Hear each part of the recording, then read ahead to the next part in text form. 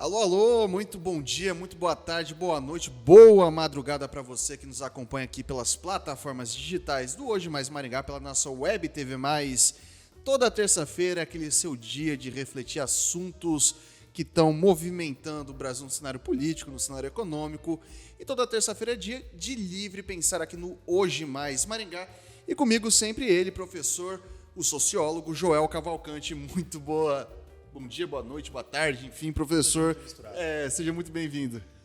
Boa noite, bom dia, boa tarde também, né, Vitor? Boa madrugada, que a gente sabe que essa plataforma tem um alcance, uma adesão que foge dessa questão do horário. E vamos lá mais um dia, Vitor, debater essa, que você costuma chamar da selva, que é a política, mas tentar jogar luz a esse pântano, né, tão complexo que é a política. Você sabe que você falou de selva é um negócio engraçado. Tem hiena querendo comer leão, tem leão querendo comer hiena. E ano eleitoral, mais especificamente, é um ano em que a gente vê algumas movimentações mais adversas na política e que eu falo que é quando a coisa começa a render para o Brasil. Chegando de eleição, tudo começa a rodar um pouquinho mais compassado, né? Então, tava precisando disso, daquilo outro, já começa-se a discutir como resolver isso ou aquilo outro. E dentro desse sentido, professor, a gente tem uma questão que merece nossa reflexão aqui, que são os ditos pacotes de bondade. O que é pacote de bondade? Sem dúvida, Vitor. No ano eleitoral, a gente não pode deixar de desviar desse assunto, que são os pacotes de bondade, ou mesmo outro clássico, né, que é ano de eleição, é ano de grandes obras, né? Então a gente vê que governos, né, lançam mão de expedientes em áreas anteriormente marginalizadas ou pouco valorizadas. Então é até interessante, Vitor, antes da gente começar propriamente a listar aonde que a gente pode evidenciar nesse ano esse pacote, existe uma máxima na política que se aventa nos meios, uma frase que vem da eleição americana de 93, que é a seguinte: é economia, estúpido. Não é outra coisa, né? Por mais que a gente discuta outros elementos que são importantes também, essa frase é atribuída a um marqueteiro, a um publicitário que cuidava da campanha do então presidenciável Bill Clinton. Ele estava numa campanha contra o George Bush pai em 93 e o grande lema daquela campanha americana era a Guerra do Golfo. Os Estados Unidos estavam envolvidos e o Clinton investindo naquilo ali, porque a guerra ela sempre dá popularidade para os americanos, né? Para os presidentes americanos. E naquela ocasião o publicitário falou e deu essa dica, Vitor: mude o lema. É economia, cara. É o humor do eleitorado que vai definir a eleição. Dito e feito, Clinton mudou esse leme da temática ali, da narrativa da eleição e acabou chegando à presidência. Vitor, isso faz muito sentido se a gente for analisar a história recente do nosso país. Boa economia, presidentes se reelegem com os pés nas costas. Economia em baixa, impeachment ou reeleição muito problemática. E a gente pode listar uma a uma e ver como que de fato isso se evidencia. E a gente tem dentro desse quesito da economia, acho que essa frase continua muito contemporânea, muito moderna, muito verdadeira, porque até o Lula, nos últimos dias, ele foi querer defender, falar, discursar sobre pautas de costume, já tomou um puxão de orelha do Ciro Gomes, falou: não, se a esquerda se dissipar para falar de costumes, não vai dar certo, a esquerda foca em pautas que são econômicas. E daí, dentro desse, não dá para dissociar pacote de bondade de economia. Você tem duas frentes: a questão da economia como uma questão macro, e você tem a questão da economia, diria talvez do ponto de vista assistencial. O pacote de bondade, ele foca em um espaço, que seria talvez o assistencialismo, mas ele fere, de certa forma, a questão econômica, pensando em macro, na cadência da economia de maneira geral. E daí eu queria começar esse bate-papo, professor, perguntando: é desleal usar a máquina desse jeito? Então, Vitor, essa pauta da moralidade, né, se é desleal ou não, a gente vai lá para Maquiavel, né? O que deve ser feito na política, dentro do realismo político, aquela concepção do realpolitik, né? Por mais que esse governo, o qual eu sou crítico, esteja usando, a gente não pode ser desonesto de dizer que outros governos também usam esse expediente. Em todo o ano eleitoral, sobretudo você turbina a máquina, né? Pode ser desleal, mas faz parte do jogo, está dentro das regras do jogo. E, inclusive, né, Vitor, a gente falava de como que é importante essa economia para as outras relações sociais. Karl Marx, há mais de 200 anos, né, um teórico, economista e filósofo, gostando ou não do Marx, a gente tem que dar razão para ele que a economia define tudo, as relações materiais de produção, ou seja, a economia determina as outras relações sociais, né? Essa concepção do materialismo histórico, dialético que o Marx traz, ela de fato, ela evidencia. Por quê, Victor? Vamos analisar essa proposição que eu tinha feito aqui de maneira breve, a história recente do nosso país. Os 2 impeachments que tiveram na Nova República.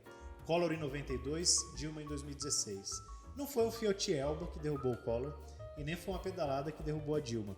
Claro que no Collor você tinha uma conjuntura ali de um confisco da poupança, uma série de casos de corrupção com PC Faria sendo aventados, mas você tem ali um PIB muito ruim, um crescimento muito ruim da economia e de fato esse confisco que gerou terror nos brasileiros naquela época. Mas esse foi o grande motivo, né? A economia, a inflação altíssima, a qual nós vemos hoje também, né? Esse terror dos brasileiros. E a Dilma, se você for pegar o PIB do ano de 2015 e 2016, teve uma baixa de 3%. Né? Então, provavelmente a gente não teria o impeachment da Dilma pela pedalada fiscal, né? Que depois ela foi até aprovada e legitimada no governo Temer. Então, se você for analisar, inclusive, Vitor, a gente fala para o nosso ouvinte, nosso telespectador, isso é muito interessante. Se você pegar uma interface do PIB dos anos e relacionar com popularidade, é batata, cara. É como uma equação. Só para você ter ideia, em 92, quando o Collor caiu, não cresceu nem 1% o país. Quando a Dilma ela se reelegeu naquela eleição problemática de 2014, não nos esqueçamos que foi 3 milhões de votos. Não foi o quê? Nem 1% do eleitorado ali com o Aécio. Daí o Aécio começou aquela coisa de questionar os votos e tal. Você já estava com um PIB, um crescimento muito negativo. Né? Acho que chegou a 1%. E não nos esqueçamos que o Lula, quando ele sai com uma das maiores popularidades de um presidente, ele sai com 87% de aprovação dos brasileiros e a maior PIB registrada até hoje, que era 7,5%.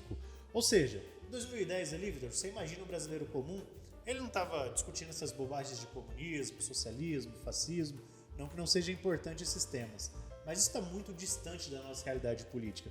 O brasileiro estava preocupado com pleno emprego, filho na universidade, se ele estava comprando carro ou casa, e daí a discussão ideológica passa longe, passa ao largo desse debate que a população realmente se preocupa, que é de fato a vida. A conta está fechando? Esse é o maior termômetro para um presidente se reeleger ou ter dificuldades para se reeleger. E daí, qual que é o impacto do pacote de bondades nisso? Porque assim, você pode camuflar algumas coisas. Então, por exemplo, o gás está muito caro, eu dou vale gás. Sim.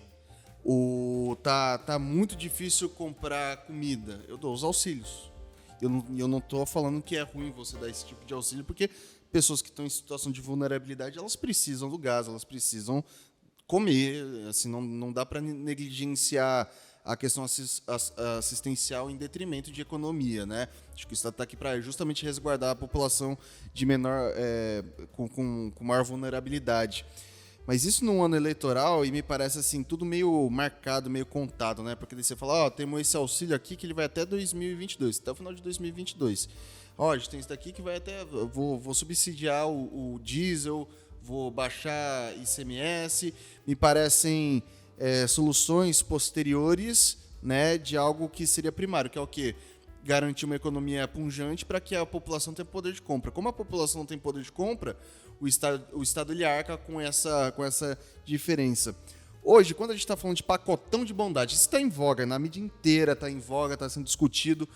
O que é o diacho do pacotão de bondade? O que contempla isso tudo? Legal, Vitor. Depois de fazer essa contextualização, né, vamos trazer para o nosso dia a dia. Bolsonaro anunciou recentemente esse pacote de bondades para o brasileiro. Coloca bondades bem entre aspas mesmo, porque como você disse, ele tem um viés meramente eleitoreiro, muitos deles provisórios, e muitos deles, Vitor, até acabam onerando mais a população. Vejamos quais são. Saque do FGTS de R$1.000, antecipação do 13º salário, né? Ou seja, o pensionista ali tem o seu 13º antecipado, mas depois no final do ano ele fica sem, né? Outra questão interessante também, perdão de dívidas do FIES, redução de até 90%, microcrédito para pequenos e médios empresários, mais pequenos mesmo, né? menores empresários de até R$1.000. Aumento do crédito consignado. Aumento da margem de 35% para 40% que você acaba endividando uma população que já está vulnerável, né? Que já está endividada. Ou seja, você imagina 40% do salário do cara ser fatiado ali, né? Não. Ser comido por empréstimo consignado. E eu acho que vai além disso, porque quando a gente está falando disso, isso vai desde essas margens, desses auxílios, desses benefícios, mas também passa hoje, eu diria, por uma simplificação tributária, que foi o que aconteceu com produtos brancos ali da linha de linha branca do IPI. Então, basicamente, o que a gente vai fazer? A gente vai dar desconto, vai zerar, vai dar um bom desconto no imposto sobre produtos industrializados, televisão, geladeira, ar-condicionado. E a gente viu um fluxo desse muito parecido, que foi o que culminou talvez depois ali na crise de 2010, que foi uma crise que foi protelada de 2008, 2010, 2011, já começou um rescaldo de coisas como essa. Então, hoje me parece muito complicado você falar, eu vou diminuir o IPI e vou fomentar o consumo. Isso, evidentemente, isso ajuda a gerar economia. Gera consumo, aumenta a arrecadação, contrata mais gente, é aquele ciclozinho que a gente aprende desde o ensino médio. Mas vamos lá, vamos comprar um ar-condicionado, vamos comprar uma televisão, vamos comprar uma geladeira. E a gente está com bandeira vermelha de energia. Então, além da dívida que o cara tem dos produtos que ele está comprando de tudo bem mais baratos, ele ainda vai ter um aumento da despesa de energia elétrica. Aconteceu isso com o carro e daí depois dispara o preço do combustível. Então, assim, são ações que eu não sei se a ação fim é necessariamente o bem-estar da população. Com certeza não há esse planejamento, Vitor. Como você aponta muito bem, a economia ela é sistêmica, né? Ela é um efeito dominó. A gente vive um período de inflação hoje por conta do preço do combustível que puxa tudo. E você tem toda a razão nessa sequência, né? Tá, você vai fomentar a economia, mas vai crescer para que lado? Mas tudo isso, Vitor, é um lance de tabuleiro de xadrez ali muito claro. O presidente Jair Bolsonaro ele tenta ali fisgar aquela franja do eleitorado que não é pequena, que vota no ex-presidente Lula. Principalmente a classe D, quem ganha entre 1 a 2 salários mínimos, que corresponde a 53% do eleitorado. Veja, você garantir uma eleição ou não, você dá um pacote que beneficie mesmo que temporariamente essas pessoas, né? Se você conseguir essa fatia do eleitorado, que sempre tem uma memória afetiva do governo Lula como um período de pujança, de prosperidade. Muita gente nem gosta do PT e da esquerda, mas como nós já conversamos outras vezes, a memória, a imaginação do popular dessa época é de um período de vacas gordas, literalmente, né? Como nós falamos aqui. E o Bolsonaro quer justamente estar aí direcionando essas políticas para esse público aí. Porque, Vitor, se não fosse isso, certamente o governo não estaria atacando essa área.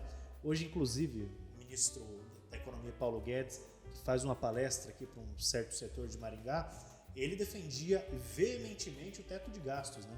O teto de gastos era uma vaca sagrada, né? Você não podia, era uma heresia você falar disso. E de um tempo para cá, né, ele é até acusado de agora ter um apego ao poder, que antes, os 2 primeiros anos, ele estava naquela. Ou cumprem a minha cartilha ou sai fora, né? Ou é a cartilha liberal de Estado mínimos, ou para mim, não dá. E ele tem flexibilizado agora essa questão, falou que é um símbolo. O teto de gastos é apenas um símbolo, né? Daí os caras mudam o cálculo, né? Agora pode, você tem investimento social. Isso é o pacote de bondade, Vitor. É uma área que antes era menosprezada pelo governo e de repente ela começa a ser priorizada com um fim meramente eleitoral. E daí, se a gente está falando desses pacotes de bondades, a gente já elencou alguns deles aqui, né? A gente tem algumas questões que também são retroativas, são passadas. Então, assim, a gente teve a questão da pandemia, o auxílio emergencial, que o governo ele capitalizou muito isso, puxou muito para si, falou, inclusive em audiências da ONU, o Bolsonaro ele discursava falando, a gente ofereceu um auxílio, esse é provavelmente um dos maiores programas do mundo de distribuição de renda, de auxílio, papapá. Só que se a gente voltar um pouco antes dessa Assembleia da ONU, ele brigou. Quem aprovou foi o Congresso. Só que daí também não é aquele esquema, né? Não vou falar que é uma mentira contada 1000 vezes, né? Mas uma versão contada insistentemente faz parecer que, de fato, o dinheiro era do governo federal. Mas não foi ele quem brigou por esses valores. Só que muita gente acha que sim. E qual que é a influência disso na eleição dentro de talvez esses pacotes de bondade? Daí que tá. Isso é muito importante você lembrar que, não sei se o nosso ouvinte, o nosso telespectador se recorda, o governo queria dar R$200 de auxílio emergencial. Com a composição, a conjuntura do Congresso ali, principalmente o centro e a esquerda, que daí queria que fosse R$400 ou R$500, ele foi lá e trucou e deu 600. Ou seja, você teve toda uma articulação que não foi claro que depois ele vai defender os louros disso, né? Obviamente ele vai querer capitalizar politicamente, mas se você não dá o auxílio emergencial naquela época, Vitor, além de uma questão humanitária, né? As pessoas que perderam renda de fato, você ia gerar uma crise econômica assim, sem precedentes, né? Porque esse dinheiro ele vai para o mercadinho, ele vai para o pequeno comerciante, ele movimenta e deu uma sobrevida à economia. Mas beleza, qual o resultado final desse pacote de bondades? Nós já vimos que o Auxílio Brasil já deu um resultado direto. O Bolsonaro tem crescido, né? Cresceu alguns pontos, ainda está distante do ex-presidente Lula, mas tem um crescimento robusto, né?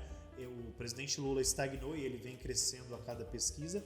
A pergunta que fica é, Vitor, qual a robustez e a musculatura desse crescimento, visto a taxa de inflação e o encarecimento do custo de vida que nós temos? Porque beleza, você tem lá R$400 a mais para a família de classe D. Isso dá um certo impacto no primeiro mês. No segundo, já vira parte do orçamento. Então, até que ponto aquilo vai gerar de fato? Isso tem um teto, né? Se é que você me entende, isso vai ter um teto que daqui a um pouco as pessoas já vai ser encoberto pelo custo de vida. Inclusive, Vitor, os economistas têm dito que a desaceleração da economia ela não vai ser tão fácil, né? E ela vai corroer aí todo o ano de 2022 e vai, obviamente, pegar o período das eleições. Então a aposta fica feita, Vitor. Será que esse lance do governo vai dar certo ou não? Ao que tudo indica, ele não vai remediar toda essa catástrofe econômica que nós vivemos. Todavia, é uma aposta. Então, mas há argumentos, né? Então eu fico imaginando, eu sempre faço isso, eu me projeto e fico pensando assim, o que vão falar no debate e o que eles vão argumentar nos programas eleitorais. Isso é um negócio é um exercício que eu faço toda vez. Eu consigo imaginar, vocês podem anotar, isso aqui vai estar público, depois vocês retomem.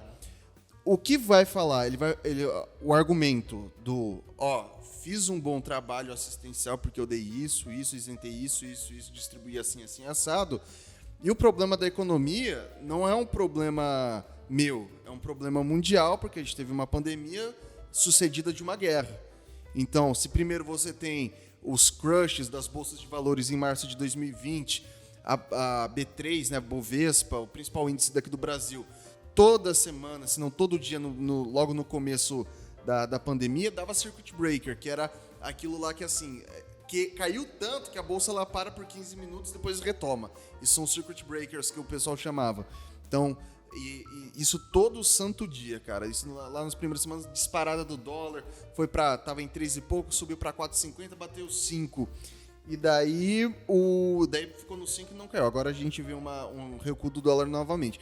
Mas aí você tem 2 anos de pandemia, quando tá pro finalzinho ali, que você já vê medidas mais frouxas do ponto de vista sanitário, Ucrânia e Rússia, eles entram em embate. Isso causa uma procura, daí muito se fala dos fertilizantes, não sei até que ponto há uma dependência do Brasil para a Rússia de fertilizantes, que o Brasil, eu até tinha feito essa conta, é basicamente 20%. A Rússia detém 20% do que o Brasil precisa de fertilizantes. Mas sobretudo na questão dos valores do barril de petróleo e novamente o dólar. Então a gente tem uma política pública da Petrobras em que o dólar está indexado ao barril internacional, e daí também o dólar alto, isso influencia, e daí a gente não tem uma malha que não é ferroviária, ela é rodoviária, daí você precisa de combustível, faz aquele efeito cadeia. Então assim, ele vai falar, isso aqui, o preço do combustível foi lá para cima porque teve essa guerra, esse daqui, a alta do dólar, foi por causa da pandemia. Ainda assim geramos emprego, fizemos isso, fizemos aquilo.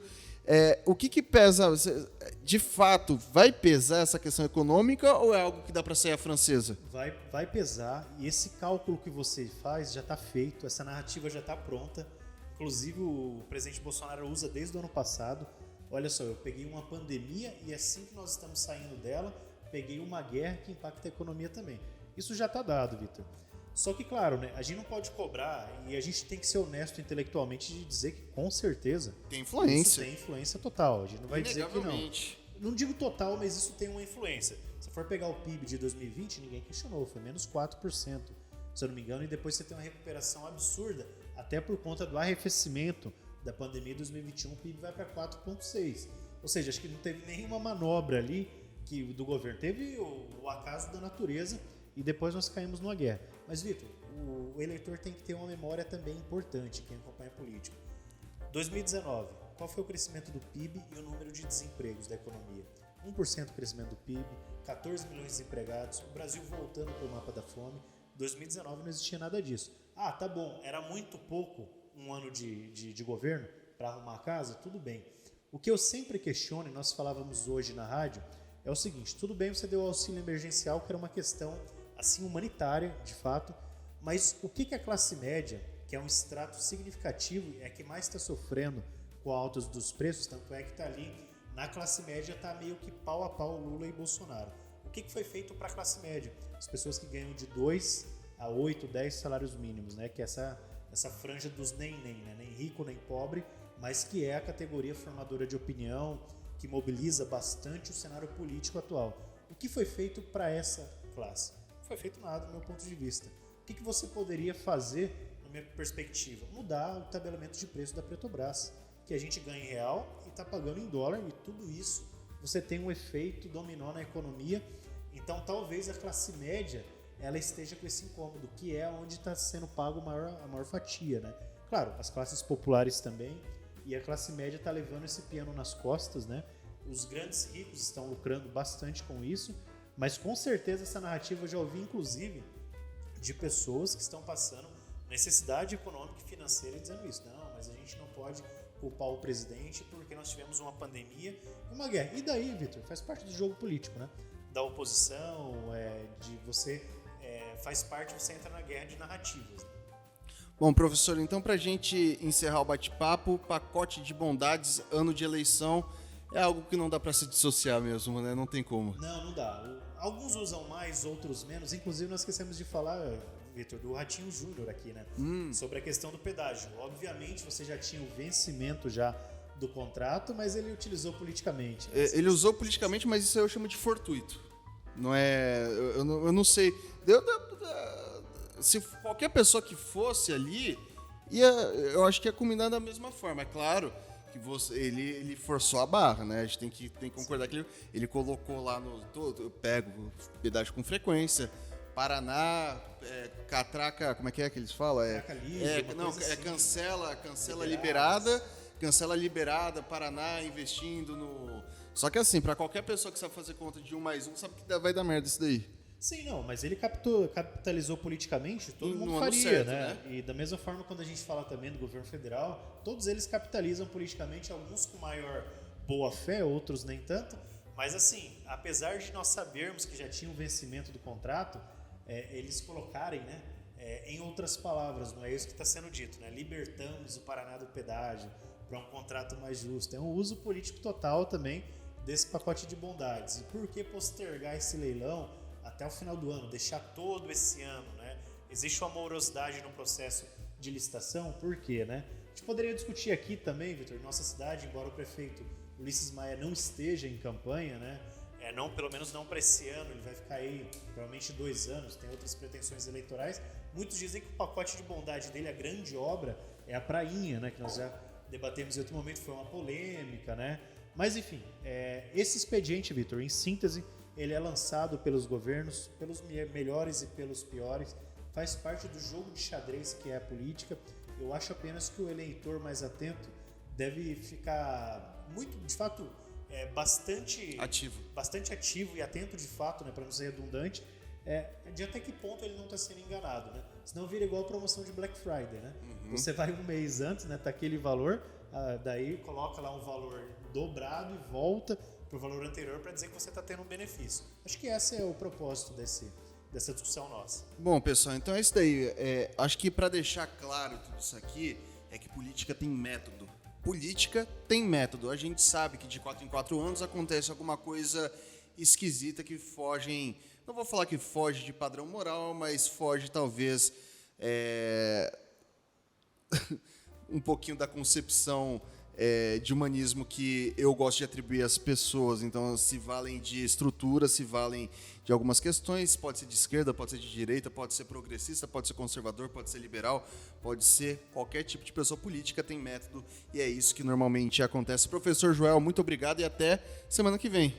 Tá lá, Vitor, e é isso aí. Lembrem sempre que a economia define tudo. Se a gente for pela agenda dos costumes, né, eu não sei se a gente vai ter uma plausibilidade, se isso vai ser tão em voga essa eleição. É a eleição, Vitor, de 2022, é a eleição do custo de vida, como a gente sempre tem dito aqui.